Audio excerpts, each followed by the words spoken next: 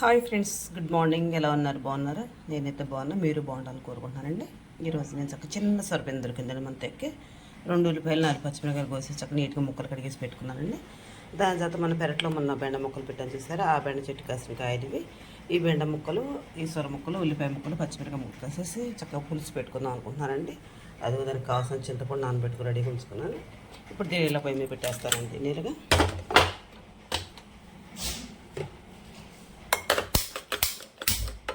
దీన్ని కొంచెం జస్ట్ పసుపు వేసాను, వేయలేదన్నట్టు కొంచెం పసుపు వేసి గల్లుప్పు వేస్తే చక్కగా మగ్గిపోద్దండి.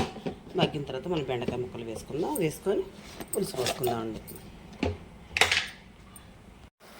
ఇదిగోండి చక్క ఉప్పు పసుపు వేసేసాను కదండి. సొరకాయ ముక్కలు, ఉల్లిపాయ ముక్కలు, పచ్చిమిరకాయ ముక్కలు, ఇప్పుడు బెండకాయ ముక్కలు కూడా వేసేస్తున్నానండి. చక్కగా ఈ 3 కలిసి చక్కగా కమ్మ గుత్తటి పులుసు పెట్టుకున్నాను. చక్కగా దగ్గరకు వచ్చినట్టు పెద్ద గుత్తంగా ఎగ్గి ముక్కలు చూపించినాను.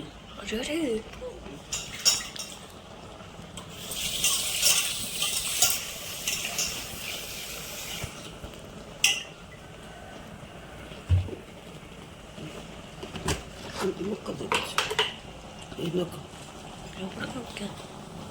అది కొంచెం బెండకాయ ముక్కలు, సొరకాయ ముక్కలు, పచ్చిమిరకాయలు, ఉల్లిపాయ చక్కగా మగ్గినండి. కారం జస్ట్ వేసాను, వేయలేదు కాబట్టి కారం వేసానండి. ఇది కొంచెం చక్కగా చింతపండు పులుసు పోసేస్తున్నాను.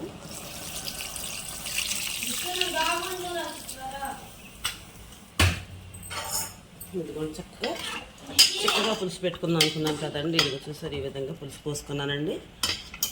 దీన్ని పావుగంట ఉడకనిచ్చుకుందామండి. ఇదిగో చక్కగా పులుసు పోసేసాను కదండి. చక్కగా భలేగా అనిపిస్తుందండి కూర.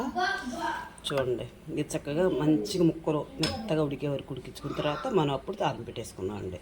మన పులుసు ఈ విధంగా పొంగిట్లాడుకుంటూ పులుసు ఉడుకుతూ ఉందండి. చక్కగా తాలింపు పెట్టేసుకున్నానండి.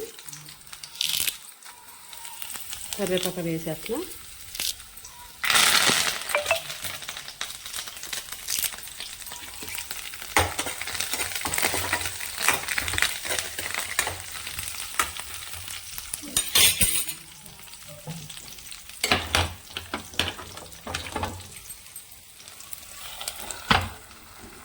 నేను చేసే విధానం మీకు నచ్చితే నాకు ఒక లైక్ ఇవ్వండి. Please subscribe.